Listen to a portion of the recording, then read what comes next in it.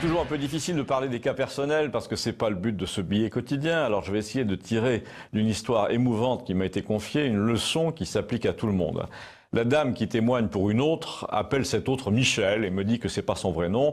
Cette Michel fait partie des gens qui n'existent plus guère aujourd'hui et qu'on pourrait appeler les Backstreet du travail. Vous savez, Backstreet, c'était ce film touchant qui montrait, américain, qui montrait le destin d'une maîtresse sacrifiée par un homme marié, sacrifiée à son égoïsme, une femme non déclarée en quelque sorte, qui n'avait aucun droit, même pas celui de suivre le cercueil du type qu'elle avait aimé. Eh bien, pour le travail, vous avez des gens comme Michel qui passent 20 ans non déclarés en se disant « on verra bien, je trouverai bien quelque chose ». Mais non, ça c'était avant. Avant, on trouvait toujours quelque chose à 60 ans quand on n'avait pas de retraite. Désormais, la seule chose qu'on trouve, c'est les restos du cœur et le mépris des permanents de Pôle emploi qui trouvent qu'on n'a pas le droit d'avoir travaillé si longtemps pour rien, de s'être fait avoir à ce point-là et qu'on a ce qu'on mérite en somme. Cette Michel a fait l'assistante dentaire donc pendant 20 ans. Ensuite, elle s'est occupée de sa mère et de son frère handicapé, un travail qui soulageait la communauté autant que les intéressés, mais pour lequel elle ne touchait pas un radis. Après leur décès, elle a hérité de la maison, mais pour vivre, elle a continué à faire pendant 10 ans ce qu'elle sait faire, c'est-à-dire s'occuper des gens en fin de vie. Dont la moitié seulement l'a déclaré avec l'imprimé CESU, ce qui fait qu'elle accumule, ça continue aujourd'hui, très peu de droits. Et le pire de tout, c'est que les arriérés du salaire ne sont pas payés par la succession, car souvent le patient, dans les derniers mois, avant sa mort, a perdu la tête. Les héritiers, donc, ne régularisent pas les comptes avec l'employé. Et comme dit Michel, c'est pour ma pomme, mais tant pis.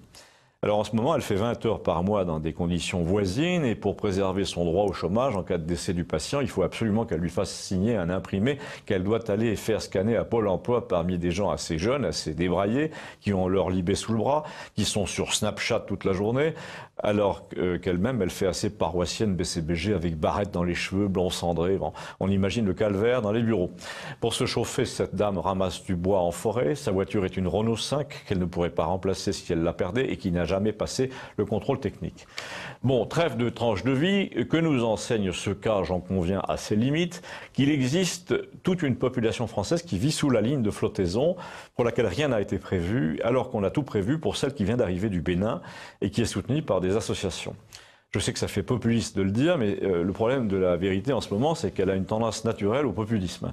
Pour en venir à mon sujet, qui est la leçon générale de ce que je prétendais tirer de ce cas particulier, je voudrais vous rappeler ce qu'on nous disait quand nous étions enfants, il y a longtemps, pendant la distribution du goûter à l'école. Je ne donne pas à ceux qui réclament.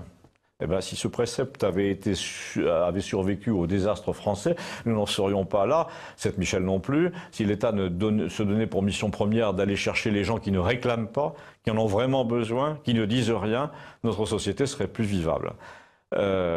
D'abord, elle le serait pour eux, mais surtout parce qu'elle aurait contenu le déferlement des autres, de tous ceux qui réclament, qui viennent pour réclamer, qui disent « moi d'abord », et c'est devenu le principal problème aujourd'hui. On s'aperçoit que si on n'entend plus les 3/4 des nécessiteux, c'est parce que le dernier quart fait un tintamarre permanent sous nos fenêtres et nous assomme avec ses droits. Du coup, finalement, c'est la générosité très grande, trop grande de l'État à l'égard de celui qui crie le plus fort, qui est une source d'oppression pour ceux qui se taisent. Dans certaines queues, ce sont toujours les mêmes qui repartent en silence. C'est des gens comme Michel. Ils repartent quand ils voient que les autres engueulent les employés et surtout quand ils voient, c'est silencieux, que le vacarme est la seule chose qui marche aujourd'hui. Ben, si vous faites encore partie de la France qui ne réclame pas, dites-le, murmurez-le. Et si vous voulez faire passer ce sujet à vos amis, tapez discrètement, humblement Campagnol TVL sur votre moteur de recherche. Merci.